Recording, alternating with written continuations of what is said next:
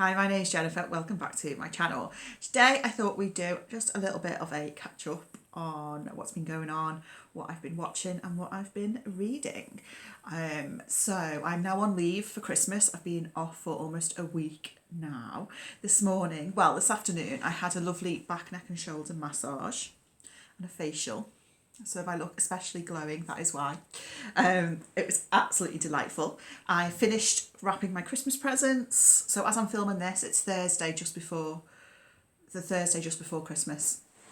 So I need to actually distribute those presents either tomorrow or Saturday. I haven't figured out what I'm doing yet. What else is happening? So this evening we have Charlie and Charlie's live show of their Christmas extravaganza, which will have already happened by the time you see this video, but I'll link both their channels down below so you can check out that series. I have been thoroughly enjoying Charlie and Charlie's sort of Christmas shows that they've been doing, one each week during December. So this is Charlie Brooks and Charles Heathcote. It's just a lot of fun. It's worth watching even just to hear Charlie Brooks' Christmas jokes, which are interesting to say the least. So yeah, we've got that live show tonight. What else? Tonight is the final episode of The Traitors, which is very exciting. I am obsessed with The Traitors. I know Charlie Brooks really enjoys that show as well because we've been chatting about it. So no spoilers please, and no spoilers in the comments. In case anyone hasn't watched it and wants to binge watch the whole series, which I would recommend. I binge watched the first 6 episodes in one evening. And the episodes are an hour long. That's how gripped I was by the whole thing. So yeah, the final's on tonight. Also tonight we have the Christmas episode of Inside Number 9, which I love. I'm very much looking forward to that. And I've also been enjoying the Christmas episodes of University Challenge. So I like the Christmas episodes because I like University Challenge anyway. But I like the Christmas ones. They have like sort of well-known people on as contestants, or like people who are in some way sort of esteemed in their fields. You get a lot of academics. Sometimes you get like presenters or comedians or different people. But the questions are definitely much easier than they are on the regular show. So I have much more chance of getting them correct. So I watched an episode this morning and they had a round on members of the detection club. So sort of golden age crime writers, and I got all the questions right and the contestants got none of the questions right, so I felt very, very smug. So yeah, that's what's been going on. I've gone temporarily deaf in this ear, so I feel like I can't really hear myself talking properly. I don't know if my volume's normal, I don't know if I sound normal. If I don't, that's probably why. There's problems with the water pressure in this area at the moment, I think because it's been really cold. Pipes are frozen, then they've thawed and burst, and there's leaks. I don't know, apparently it's being looked into, but it means I have to wash my hair in the bath rather than in the shower, and inevitably I end up losing my hearing, so that's great. But I have done some really good reading, and this is a booktube channel, so let's get on to the books. So first up, If Cats Disappeared from the World by Genki Kawamura. This is translated from the Japanese by Eric Selland. So this is really quite a delightful little book. Our main character, who is called, do we know what his name is? Does he have a name? Do you know what? Maybe he doesn't have a name.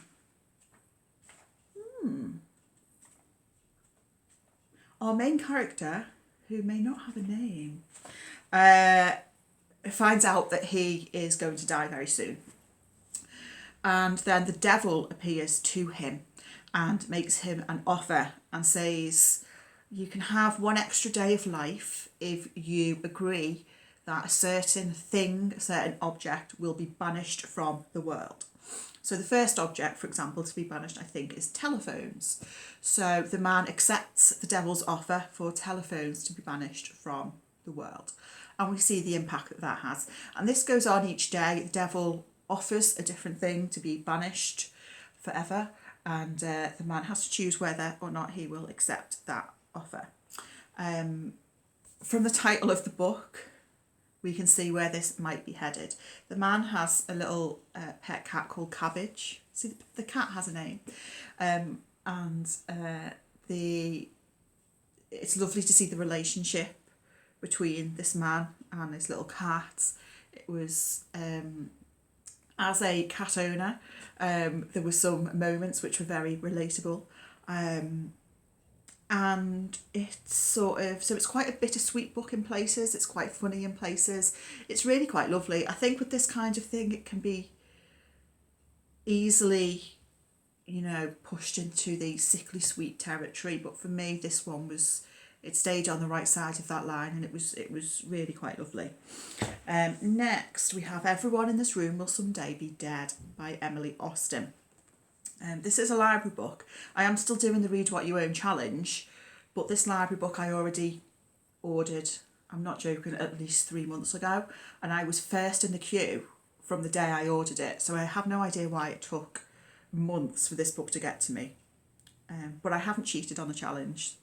That's why I read this library book. Anyway, Everyone in This Room Will Someday Be Dead. So I think I quite like this, but I'm not totally certain. Main character is called Gilda, and she is, I'll read from the blurb, a 20-something, atheist, animal-loving lesbian who could not stop ruminating about death. So towards the start of the book, she goes to a church because she's heard that they are running some sort of therapy sessions there. When she goes to the church, circumstances lead for her being hired to work as a secretary in the church through a series of misunderstandings. So she takes up this job. We have a sort of a side plot, which is a bit of a mystery around the woman who used to work in the church as the secretary, who has died recently, and there's some mystery sort of surrounding her and her death, which is a bit of a side plot. I mean, it's not a mystery novel, and that is an important part of the book, but it's not all about that, if you like. And it's quite funny in parts because Gilda doesn't let on to the church that she sort of didn't intend to interview for this job. And also she's pretending to be, is it Catholic? Yeah, she's pretending to be Catholic, and she is pretending to be heterosexual as well. So it is quite humorous in parts. Gilda has, I think it's fairly safe to say, she has anxiety and depression. So there are some bits that are more sort of difficult to read. I thought the depiction of depression was very well done and it seemed very authentic to me. For some reason, during the second half of the book, my attention waned a little bit. I don't know why. It might have just been what mood I was in. There was some stuff which is sort of revealed as we go on, which is just sort of revealed and then like left. And even though that stuff isn't necessarily the main plot of the book, it just seemed a bit strange to me that it was then like not mentioned again. And the ending felt a little bit abrupt to me as well. However, I did enjoy it. It reminded me a little bit of Sorrow and Bliss by Meg Mason in the balancing of humour and despair. I think that was done very well in the book. This is a debut novel, and I would be keen to read more by Emily Austen in future. Okay, next we do have a DNF. This is Cinderella Goes to the Morgue by Nancy Spain. This is a book I picked up in a charity shop a little while back, and it's a murder mystery set at Christmas time on the set of a pantomime, Cinderella, and Prince Charming is murdered. Now, I actually DNF'd this after only about 20 pages, so at the point I DNF'd, Prince Charming was still alive. But I just felt like it wasn't gripping me, and the writing style just didn't seem like it was going to be my kind of thing particularly. So this is going to go back to a charity shop, and this does count as a book ticked off my Read What You Own challenge, because it is a book from my shelves. It is now going to leave my shelves and leave the house, well, at some point whenever I next go to the charity shop, probably in a few months' time. So it counts as a book off that challenge. Then let's talk about a reread. I reread Fingersmith by Sarah Waters. I love this book so much. I think this is an absolute masterpiece. And this is one of those books that I do envy people who have yet to read it, because it is a book that I would absolutely love to sort of be able to read for the first time again. I love Sarah Waters, as you know. Fingersmith is probably my second favourite of hers after Affinity. I first read this several years ago, and I actually couldn't remember a lot of the key plot points. So I knew I remembered sort of like the first half of the book up to sort of a key plot point there. But I couldn't remember what happened in the second half of the book, although I had a vague memory of sort of the nature of the ending. Could not remember how we got there. So it was very gripping. I love Sarah Waters' writing. I think her characters are great. I haven't told you what this is about. So it's set in London in 1862. The main character is called Sue Trinder. She's a young girl who is orphaned, and she grows up amongst a group of petty thieves. So she is a fingersmith, a thief. It has kind of Oliver Twisty vibes in that sense. I know that this book, when I've seen reviews, gets called quite Dickensian in a positive way. I've not read much Charles Dickens, so I guess I can't really comment on that, but I can see that being the case.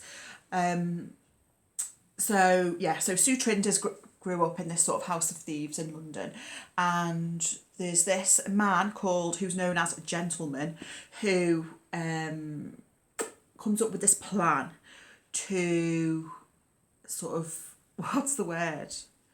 The only word I can think of is swizz. That's not a proper word. To swizz this well-off young woman of her inheritance. So his plan is he's going to trick this woman into marrying him, and then he's going to basically just steal all her inheritance from her. And he embroils Sue in this plot. So she goes to work as this lady's sort of mistress.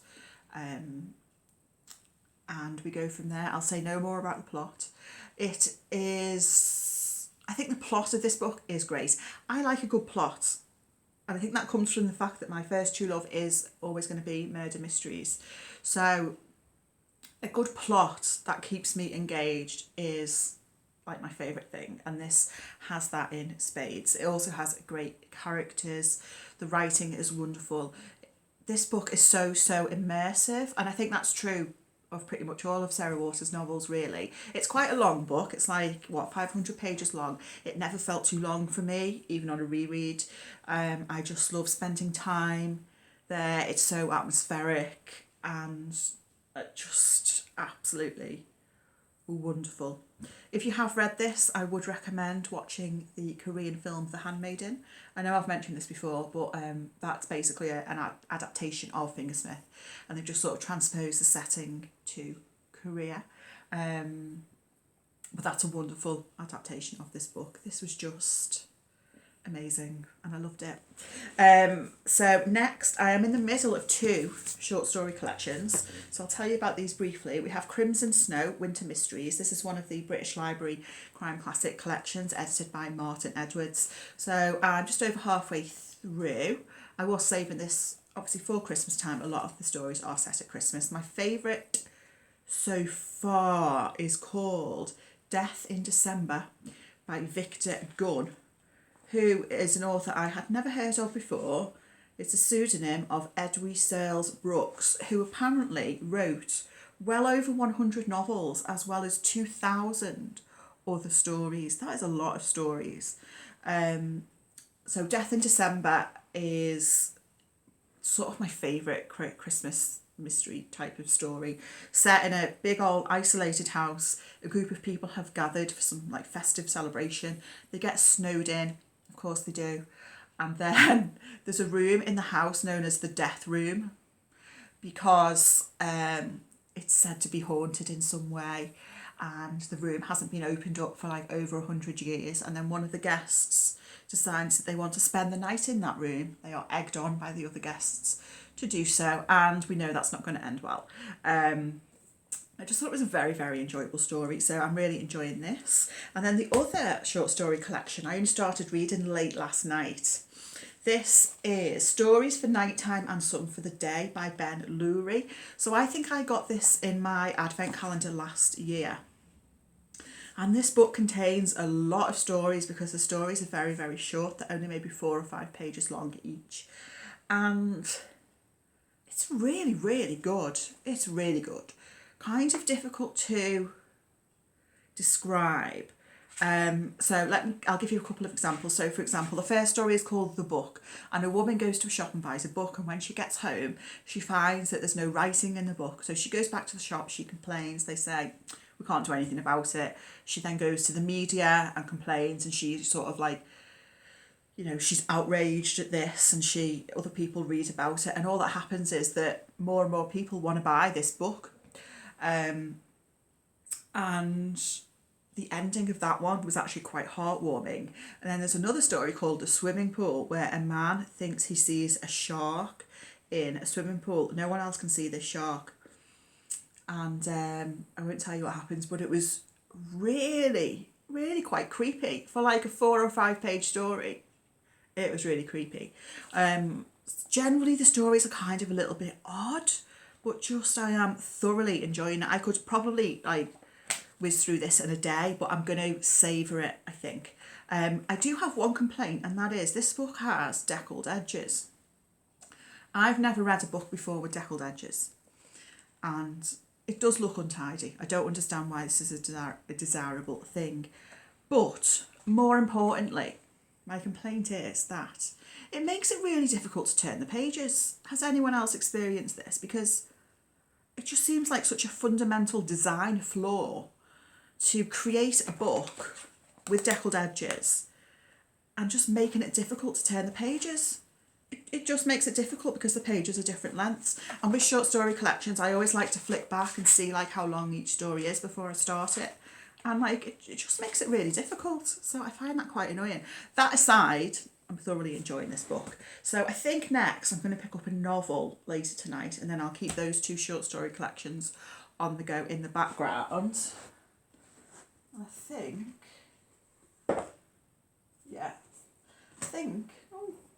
think I'm going to go for this one, The Village of 8 Graves by Seishi Yokomizo. This is a Japanese murder mystery novel. I think have I read one book by this author before? I've read The Honjin Murders before, and I know I enjoyed that. So yeah, I think I'm going to start this one tonight. So I think that's everything for today. Just an update on how I'm doing with my Read What You Own challenge. So I've read 7 books. Well, I've taken 7 books from my shelves so far for the Read What You Own challenge. One of them was that DNF, but that still counts. And then I have books 8 and 9, these short story collections on the go. So I'd say it's going quite well so far. I haven't set myself a time limit on it. It'll probably take another couple of months. But no, it's going well. So thank you for watching. I hope you're all doing well. And I'll speak to you again very soon. Bye.